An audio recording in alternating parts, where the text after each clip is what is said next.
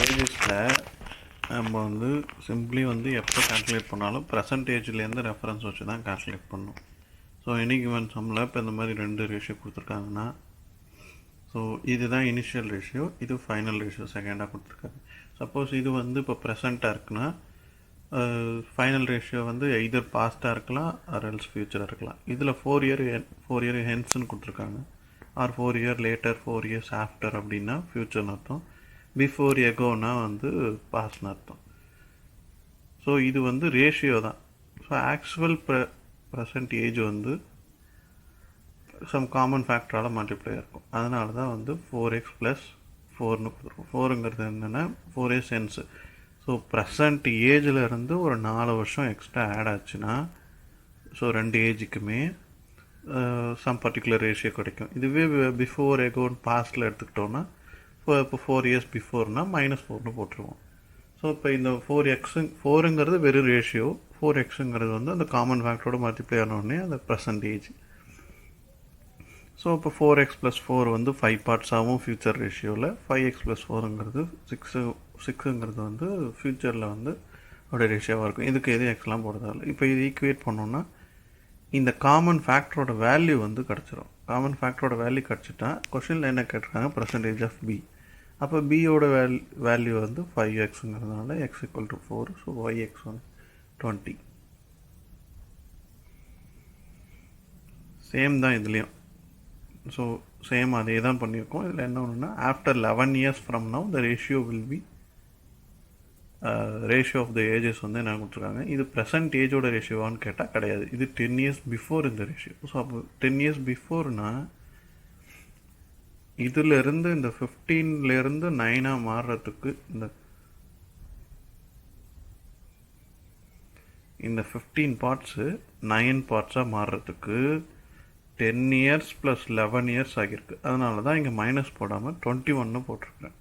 11 + 10 வந்து 21. ஸோ இப்போ இதுலேயும் எக்ஸ்ட்ரா அந்த மாதிரி நம்ம இது பண்ணோம்னா நம்மளுக்கு ஈஸியாக ஆன்சர் கிடச்சிரும். இதுக்கே ஒரு ஷார்ட் கட் இருக்குது.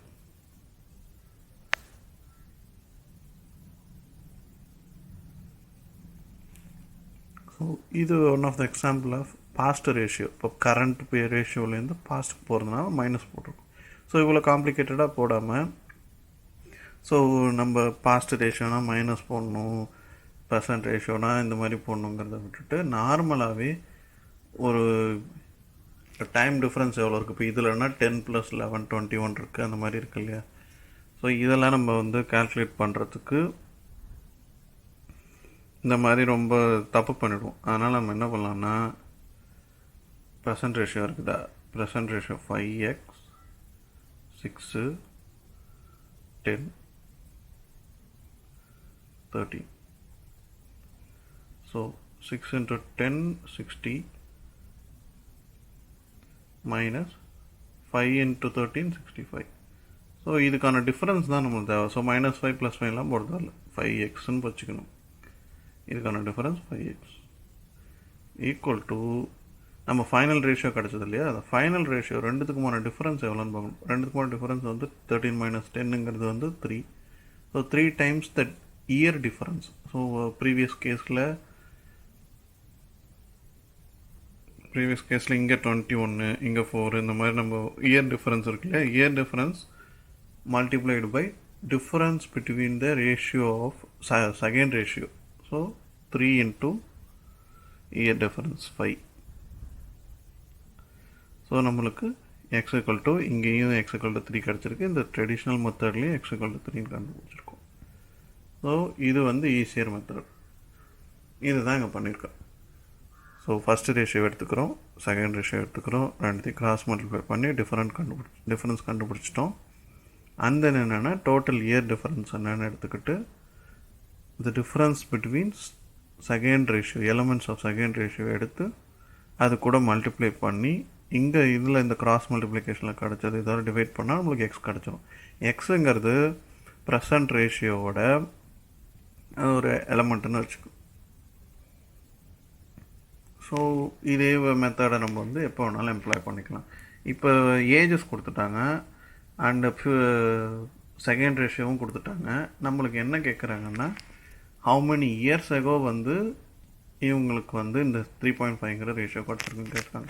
இதுவே நம்ம இந்த ஈக்குவேஷன் வேணும்னா ரொம்ப பெருசாக போய்கிட்டு இருக்கோம், அவ்வளோ தூரம் போட முடியாது. ஸோ சிம்பிளி கிராஸ் மல்டிப்ளை பண்ணி இந்த செகண்ட் ரேஷியோக்கு ரெண்டுத்துக்கும் நடுவில் இருக்க டிஃபரன்ஸ் எடுத்து இதை வச்சு டிவைட் பண்ணுறோம்னால நம்மளுக்கு வந்து 10 years agoங்கிறது கிடச்சிடும். இது அனதர் டைப் ஆஃப் சம். இதில் ரேஷியோலாம் ப்ளே ஆகாது. 3 years ago வந்து age of A and B is average age of A and B is 18. அப்போது ரெண்டு பேரோட ஏஜ் ஆவரேஜ் ஏஜ் 18னா அப்போ டோட்டல் ஏஜ் வந்து 36 இருக்கும். 2 × 18 2 மெம்பர்ஸ்க்கனால. ஆல்சோ என்ன சொல்லியிருக்காங்கன்னா 3 years ago 3 years ago எனக்கு வந்து 18 வயசுனா அட் ப்ரெசன்ட் நான் என்ன சொல்லியிருக்கேன் ஸ்டார்டிங்கில் சொன்ன மாதிரி ப்ரெசன்ட் ஏஜஸ் தான் நம்ம கால்குலேட் பண்ணணும், ரெஃபரன்ஸ் பாயிண்ட்டாக வச்சுக்கணும். ப்ரெசென்ட்லேருந்து கால்குலேட் பண்ணால் தான் ஆன்சர் கரெக்டாக வரும். ஃப்யூச்சரை ரெஃபரன்ஸாவோ பாஸ்ட்டை ரெஃபரன்ஸாக வச்சாவோ குழப்பிடும். ஸோ எனக்கு 18 வயசாக இருக்கும் 3 வருஷத்துக்கு முன்னாடினா இப்போ வந்து என்னோடய வயசு 21. அப்போ ரெண்டு பேர் இருக்காங்கன்னா அப்போது 3 + 3 6 தானே. அப்போ வந்து ஏ அண்ட் பியோட ப்ரெசன்ட் டோட்டல் ஏஜ் வந்து 42. ஸோ இப்போ அட் ப்ரெசன்ட் சி ஜாயின் ஆச்சுன்னா 3 பேரோட ஆவரேஜ் ஏஜ் 22 சொல்கிறாங்க. அப்போ 3 பேரோட டோட்டல் ஏஜ் 66. அப்போ 66 மைனஸ் பர்சன்டேஜ் ஆஃப் ஏபி வந்து மைனஸ் பண்ணோன்னா சியோட பர்சன்டேஜ் கிடச்சிரும். இது ஆனந்த கொஷின் வந்து இதுலேயும் ரேஷியோ கிடையாது. So difference between the ages of 2 brothers வந்து 20 சொல்லியிருக்காங்க. 5 years ago elder one was 5 times as old as the younger one. இது போல் சம்ஸ் வந்து அதிகமாகவே வரும். இதில் நம்ம எப்படி போகணுன்னு ஃபஸ்ட்டு சொல்கிறேன். நம்ம பண்ணுற எரர் என்னன்னு சொல்லிடுறேன். ஏ மைனஸ் பி வந்து elder brother minus younger brother வந்து என்ன சொல்லியிருக்காங்க, age difference of age brothers வந்து 20 சொல்லியிருக்காங்க. ஸோ அதை எழுதிட்டோம். 5 years ago வந்து எல்டர் ஒன்று வந்து யங்கர் ஒன்னை விட 5 times மூத்தவர்னு சொல்லியிருக்காங்க. ஆனால் நம்ம இங்கே என்ன ஒன்று பண்ணணும்னா 5 years ago, ஆனால் நம்ம எப்பயுமே ரெஃபரன்ஸாக எடுத்துக்கிறது வந்து ப்ரெசன்டேஜ் தான் எடுத்துப்போம், ஃப்யூச்சரோ பாஸ்ட்டோ எடுத்துக்க மாட்டோம். அப்போ இது ப்ரெசன்ட் ஏஜிலேருந்து -5 பண்ணால் தான் 5 yearsக்கு முன்னாடி இருந்தால் அவங்களோட ஏஜஸ் கிடைக்கும். ஸோ ஏக்கு வந்து நம்ம -5ன்னு போட்டுருவோம் ஈஸியாக. ஆனால் பி வந்து 5 timesன்னு இருக்கு இல்லையா, அப்போ இருக்கிற ஏஜில் தான் வந்து 5 times தவிர ப்ரெசன்ட் ஏஜ்லேருந்து 5 times கிடையாது. ஸோ அதுக்கு என்ன பண்ணணுன்னா 5b -5ன்னு போட்டிங்கன்னா என்ன ஆகும்னா ப்ரெசன்ட் ஏஜில் இருந்து தான் -5 இருக்கும்.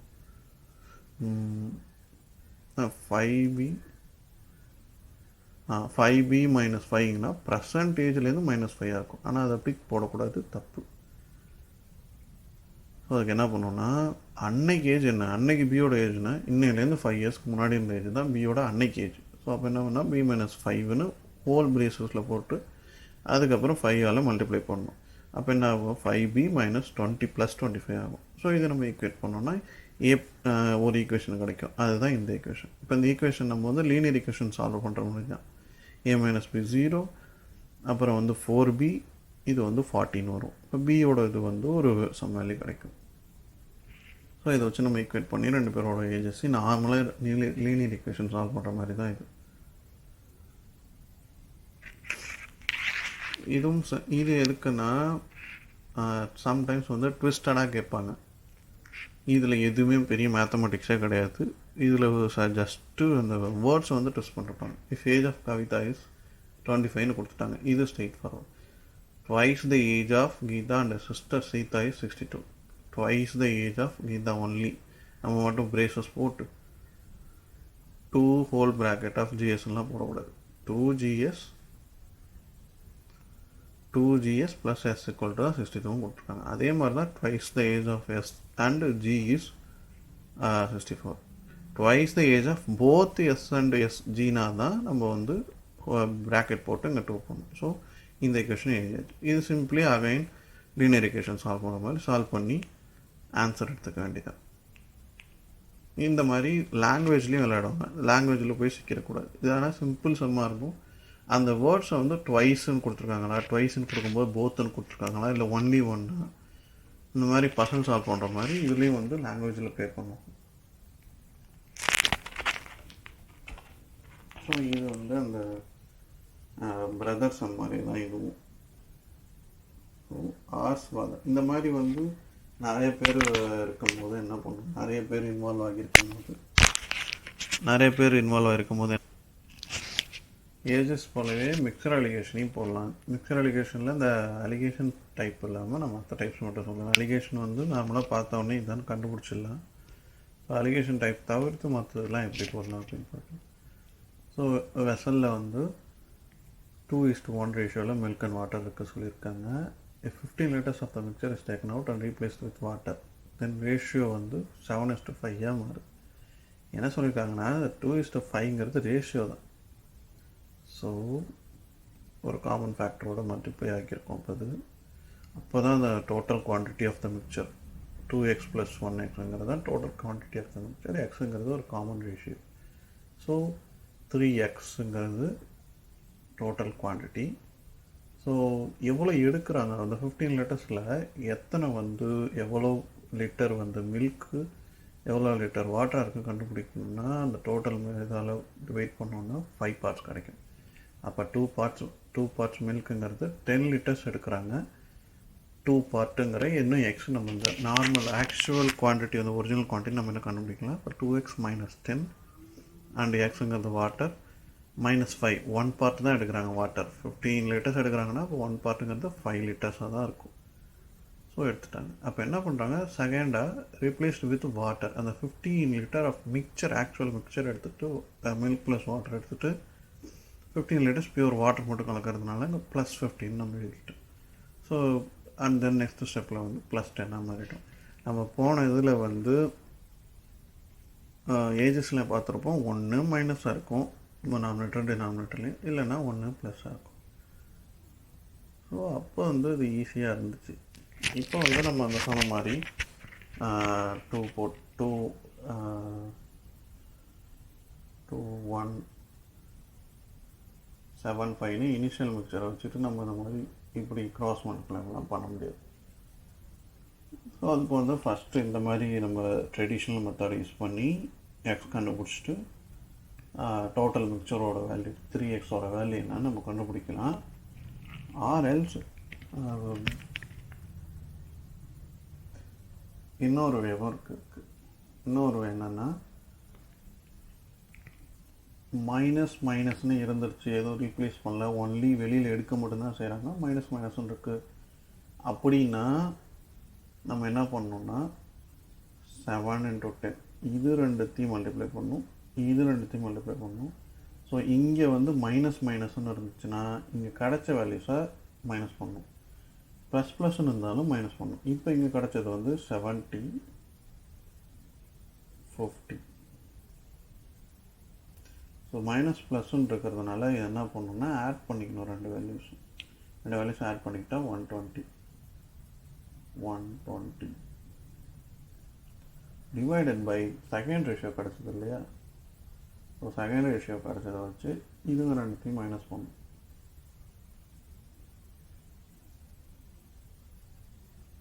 இன்னொன்று இது நார்மலாக இந்த டைப்லேயே நார்மலாக போட்டுக்கலாம், அந்த ட்ரிக்ஸு பதிக்க வேண்டாம். நார்மலாக எப்படி வந்து இதை கிராஸ் மல்டிப்ளை பண்ணி நம்ம இது பண்ணுவோங்க.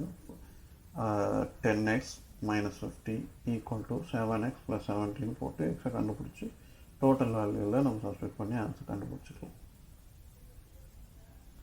ஸோ இது வந்து அதே கதை தான். Vessel contains 160 liters of the mixture, milk and water. In quantity, milk is 200% more. 200% more na already 100% இருக்குன்னு அர்த்தம். அப்போ ப்ளஸ் 200%, இன்னும் எக்ஸ்ட்ரா 200 பார்ட்ஸ் இருக்குது. 200 பார்ட்ஸ் இருக்குன்னா இப்போ 300 பார்ட்ஸ் இருக்குது. ஸோ 100% வாட்டர் இருக்குது. அப்புறம் வந்து அந்த 100% வாட்டருக்கு ஈக்குவலாக இல்லாமல் அதுக்கும் மேலே 200 இருக்குனால 300% மில்க் இருக்குது. ஸோ அப்போ 3:1ங்கிறத மில்க் வித் வாட்டர் ரேஷியோ. இப்போ 3x + 1x வந்து 4x = 160. அப்போ x = 40. 40 × 3 120, 40 × 1 40. இதுதான் ஆக்சுவல் மிக்சர். இப்போ என்ன சொல்லியிருக்காங்கன்னா 40 liters of mixture is removed and accelerator of water is added.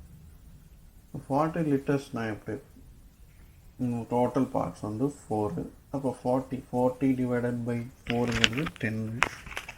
அப்போ 10னா மில்கோட பார்ட்ஸ் வந்து 3 இன்ட்டு 10 30, அதான் -30 எடுத்திருக்காங்க மில்க்கு. அப்போ 10ங்கிறது வந்து வாட்டர் வந்து 10 லிட்டர்ஸ் எடுத்திருக்காங்க 40 லிட்டர்ஸ்லேருந்து. இது திரும்ப அதே மாதிரி கிராஸ் மல்டிப்ளை பண்ணாலும் நம்மளுக்கு எக்ஸோட வேல்யூ கண்டுபிடிச்சோம். எக்ஸோட வேல்யூ தான் வந்து எவ்வளோ வாட்டர் ஆட் பண்ணியிருக்காங்கிறது.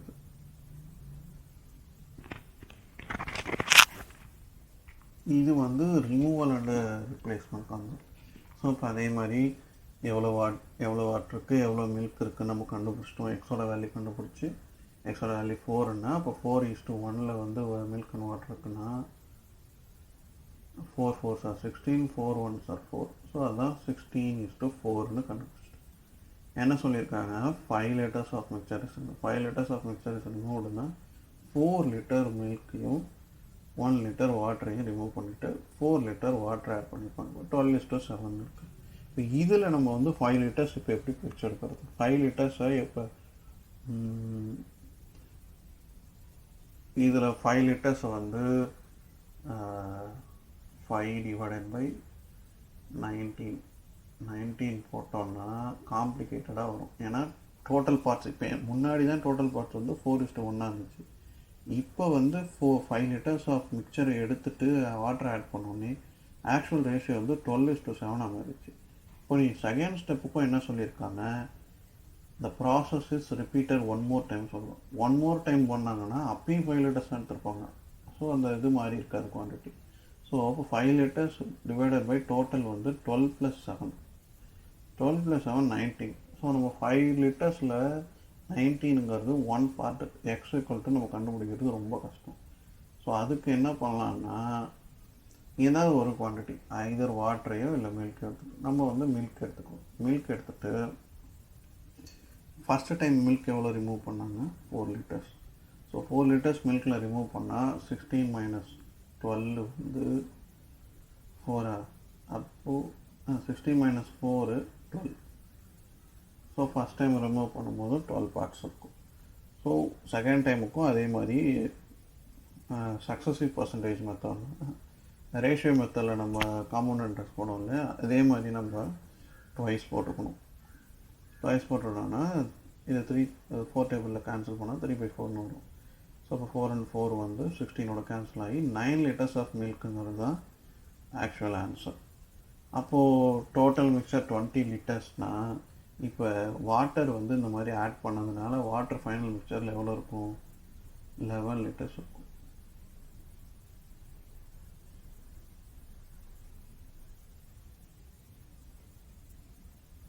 நெக்ஸ்ட்டாக நம்ம வந்து சிஐ பார்க்கலாம். காம்பவுண்ட் இன்ட்ரெஸ்ட்டில் வந்து சிம்பிள் இன்ட்ரெஸ்ட் மாதிரியே போடலாம். சிம்பிள் இன்ட்ரெஸ்ட் மாதிரியே போடலான்னா இந்த கிவன் சம்மில் பாருங்கள், ஒரு 5,000 ருபீஸ் சம் வந்து கடனாக கொடுத்துருக்காங்க for 3 years at 10% per annum. 10% per annumனா சக்ஸஸிவ் பர்சன்டேஜ் மெத்தட்ஸ் இருக்கு இல்லையா, அதில் வந்து A + B + AB by 100 இந்த ஃபார்முலாவில் சப்ஸ்டிட் பண்ணோம்னா 2 இயர்ஸ்க்கான இன்ட்ரெஸ்ட் கிடச்சிடும். அதுவே இந்த 21 எடுத்துகிட்டு வந்து ஒன்று போட்டுட்டு அப்புறம் தேர்ட் இயர்க்கான இன்ட்ரெஸ்ட் என்ன 10%. அதே இந்த A1 பிஓ எடுத்துக்கிட்டோன்னா தேர்ட் இயர்க்கான இன்ட்ரெஸ்ட்டு கிடச்சிடும். கிடச்சதுக்கப்புறம் எஸ்ஐக்கான ஃபார்முலா மாதிரி PRT/100 போடுவோம் இல்லையா, அந்த ஃபார்முலாலே சப்ஸ்டிட் பண்ணிக்கலாம். ஆனால் இதில் என்ன ஒன்றுன்னா பிஆர்டி கிடையாது, பிஆர் தான். பிஆர் ஏன்னா இது 2 வருஷத்துக்கும் கம்பைண்டான இன்ட்ரெஸ்ட் தான் 21. ஸோ அங்கே டி வந்து 2 இயர்ஸ்ன்னு போட்டுறக்கூடாது. ஸோ இப்போ நம்ம கொஷனில் 3 இயர்ஸ்ன்னு இருக்கிறதுனால 3 இயர்ஸ்க்கு நம்ம இன்ட்ரெஸ்ட் பயன்படுத்திட்டு ஸ்ட்ரெயிட்டாகவே அந்த ரேட்டுன்ற டைமாக இது ஆயிடுச்சு. அண்ட் தென் வந்து 5,000 வந்து பிரின்சிபல். ஸோ இதுக்கான காம்பவுண்ட் இன்ட்ரெஸ்ட் வந்து 1650. சம்டைம்ஸ் இப்படி போடணும் கூட அவசியம் இல்லை, இந்த மாதிரி இந்த செகண்ட் மெத்தடில் கூட போடலாம். ஸோ இந்த மாதிரி இன்ட்ரெஸ்ட் 10%. அப்போது இன்ட்ரெஸ்ட் 10%னா வட்டி மட்டும் அசல் எவ்வளோ வரும்? 100 + 100, 100 + 10% இருக்கும் பை 100. ஸோ அந்த மாதிரி 3 இயர்ஸ்னால் 3 டைம்ஸ். இப்போ இதுவே 23%னா 123/100. 2 இயர்ஸுக்குன்னா 123 × 123/100 × 100 அப்படின்னு போட்டுக்கணும். இப்போ அசல் ஒரு 10,000 இருக்குன்னா கீழே இருக்கிற அந்த 4 ஜீரோவும் கேன்சல் ஆகிடும். ஸோ நம்ம 123 ஸ்கொயர் எடுத்து 5ஓட மல்டிப்ளை பண்ணோம்னா நம்மளுக்கு வட்டி ப்ளஸ் அசலோடு கிடைக்கும். இங்கே கிடைக்கிறது வட்டி ப்ளஸ் அசலோடு கிடைக்கிறது. ஸோ இதை கொண்டு நம்ம அசலோட மைனஸ் பண்ணோன்னா நம்மளுக்கு வட்டி கிடச்சிரும். காம்பவுண்ட் இன்ட்ரெஸ்ட்டில் 2 மெத்தட் இருக்குது. ஒன்று சக்ஸஸிவ் பர்சன்டேஜில் போடலாம். ஸோ சக்ஸஸிவ் பர்சன்டேஜ் ரொம்ப கஷ்டமாக இருக்குது, இந்த மாதிரி ரேஷியோவில் கேன்சல் ஆகிற மாதிரி நம்பராக இருக்குன்னா ரேஷியோவில் போட்டு போயிடலாம். இப்போ 50% வட்டினா 150/100 ஆகிடும். 150/100ங்கிறது 3:2ன்னு போட்டுடணும். இதை கொண்டு போய் நம்ம சக்ஸஸிவ் பர்சன்டேஜில் இது 3:2னா 3 இயர்ஸ்னா 3 × 2 3/2 × 3/2 × 3/2 நம்ம போட்டோம்னா ஈஸியாக இந்த மெத்தடில் போட்டுடலாம். அதை கொண்டு போய் நம்ம 50 + 50 + 2500/100 இப்படின்னு போட்டு நம்ம 3 இயர்ஸுக்கு போகிறதுக்குலாம் டைம். ஸோ இந்த கொஷினை பார்க்கும்போதே நம்மளுக்கு எந்த மெத்தட் ஈஸியாக இருக்கும் நம்மளுக்கு அண்டர்ஸ்டாண்ட் பண்ணிட்டு போடணும். பட் இந்த சக்ஸஸிவ் பர்சன்டேஜில் நம்மளுக்கு கிடைக்கிறது வட்டி மட்டும் கிடைக்கும். இந்த மெத்தடில் கிடைக்கிறது நம்மளுக்கு வட்டி ப்ளஸ் பிரின்சிபல் ப்ளஸ் இன்ட்ரெஸ்ட்டோடு கிடைக்கும். அதை மைனஸ் பண்ணால் தான் வட்டி கிடைக்கும். ஸோ இது ஹாஃப் இயர்லி குவார்ட்டர்லி அப்படின்னு சொல்கிறாங்கன்னா ரேட் பர் ஆனம் இப்போ சம்திங் ஒரு 10% கொடுக்குறாங்க, 20% கொடுக்குறாங்கன்னா ஹாஃப் இயர்லினா ஒரு சைக்கிளுக்கும் வட்டி போடுவாங்க. இப்போ ஹாஃப் இயர்லினா 6 மாதத்துக்கு ஒரு வட்டி போடுவாங்க. அது குவார்ட்டர்லினா 3 மாதத்துக்கு ஒரு வட்டி போடுவாங்க. அப்போ என்னென்னா ஒன்றுமே இல்லை, நம்ம முன்னாடி இந்த சக்ஸஸிவ் பர்சன்டேஜில் போட்ட மாதிரியே இந்த மாதிரி ஆட் பண்ணி போட்டுக்கலாம். இல்லைனா இப்படி போட்டுக்கலாம். இந்த மெத்தட்லேயும் ரேஷியோ மெத்தட்லேயும் போட்டுக்கலாம், இந்த மாதிரிலையும் போட்டுக்கலாம். ஆனால் என்ன ஒன்றுனா 2 இயர்ஸ்னு கணக்கு எடுத்துக்கூடாது, 2 சைக்கிள்ஸ்னு எடுத்துக்கணும். இப்போ ஒரு ஹாஃப் இயர்லி சைக்கிள்னால் 2 cycles per year. 2 cycles per இயர்னா 2 சைக்கிள்ஸ் பர் இயர்னு இல்லை, ஹாஃப் இயர்லி இப்போ ஒரு வருஷம்னா 2 வாட்டி நான் வட்டி போட போகிறேன் அப்படின்னு தான் அர்த்தம். நம்ம இயர் அதெல்லாம் மறந்துட்டு. ஸோ ஹாஃப் இயர்லினா இப்போது பெர் ஆனமுக்கு 6%னா 6 மந்த்ஸுக்கு எவ்வளோவா இருக்கும்? 3% தான் இருக்கும். அதுவே குவார்ட்டர்லினா 6/4ன்னு டிவைட் பண்ணிடணும். 6/4 டிவைட் பண்ணால் 1.5% தான் இருக்கும் வட்டி. அப்புறம் சக்ஸஸிவ் பர்சன்டேஜில் ஃபஸ்ட்டு 2 சைக்கிள்ஸ்க்கு ஃபஸ்ட்டு 2 சைக்கிள்ஸ்னால் என்ன 1 இயருக்கானதாகும். அப்போ எப்படி வரும்? 3 + 3 × ஏபினா 3 × 3 9. ஸோ ஃபஸ்ட்டு சைக்கிளுக்கான வட்டி இதுதான். ஃபஸ்ட் 2 சைக்கிள்ஸ்க்கான வட்டி இது. And then 1.5 years. 1.5 இயர்ஸ்னால் என்ன? 18 மந்த்ஸுக்கான சைக்கிள் இது. ஸோ ஃபஸ்ட்டு 2 சைக்கிளுக்கான வட்டி, அப்புறம் இன்னொரு சைக்கிளுக்கான வட்டி. ஸோ 1.5 இயர்ஸ், அப்புறம் 2 இயர்ஸ், அப்புறம் 2.5 இயர்ஸ். அப்படின்னா குவார்ட்டர்லியில் அது ஆஃப் இயர்லியில் பண்ணோன்னா இந்த மாதிரி போகணும். குவார்ட்டர்லினா அதுக்கு ஒவ்வொன்றுத்துக்கும் இண்டிவிஜுவல் ஒரு சைக்கிளுக்கு எவ்வளோ வட்டின்னு போட்டுட்டு தான் இந்த மெத்தடில் போட்டுட்டு திரும்ப நம்ம ரேஷியோ மெத்தடில் கால்குலேட் பண்ணாலும் இந்த மெத்தடில் கால்குலேட் பண்ணாலும் நம்ம போட்டுக்கலாம். ஸோ ஃபைனலி இதுக்கு ப்ராப்ளம்ஸே தேவையில்லை. இந்த மாதிரி கொஸ்டின் கேட்டாங்கன்னா ஸ்ட்ரெயிட்டாகவே difference between SI and CA for 2 and 3 இயர்ஸ்னு கேட்டாங்கன்னா 2 இயர்ஸ்க்கான ஃபார்முலா தான் principal into whole of r/100 whole square. நம்ம என்ன பண்ணுவோம், சில டைம் பண்ணும்போது 6 மட்டும் ஸ்கொயர் பண்ணிட்டு கீழே 100 ஸ்கொயர் பண்ண மாட்டோம். 100 ஸ்கொயர் பண்ணால் 100 × 100 10,000. ஸோ அதுவே 3 இயர்ஸுக்கு போட்டோம்னா இந்த ஃபார்முலா. சிம்பிளாக ஒரு கொஸ்டின் கேட்டாங்கன்னா இந்த மாதிரி கேட்டாங்கன்னா இந்த ஃபார்முலா தான், எதுவுமே இதுக்கு இது கிடையாது. சம் கொஷின்ஸில் எப்படின்னா பிரின்சிபலும் வேறு இருக்கும், ரேட்டும் வேறு இருக்கும். இது பிரின்சிபலும் ரேட்டும் வேறையாக இருக்கும்போது இண்டிவிஜுவலாக காம்பவுண்ட் இன்ட்ரெஸ்ட் கண்டுபிடிக்கணும், இண்டிவிஜுவலாக சிம்பிள் இன்ட்ரெஸ்ட் கண்டுபிடிக்கணும். அதுவே ரெண்டுத்தையும் மைனஸ் பண்ணால் தான் ஆன்சர் கிடைக்கும். அதுக்கு வந்து இந்த மாதிரி ஃபார்முலாஸ் வந்து செட் ஆகாது. எப்போ செட் ஆகும்னா ரேட் ஆல்சோ காமனாக இருக்கணும், பிரின்சிபலும் காமனாக இருக்கணும். அப்போ தான் இது 2 இயர்ஸ்க்கான ஃபார்முலா. 3 இயர்ஸுக்கு வந்து 3 + R/100ன்னு ஒன்று ஆட் ஆகும், அவ்வளோதான்.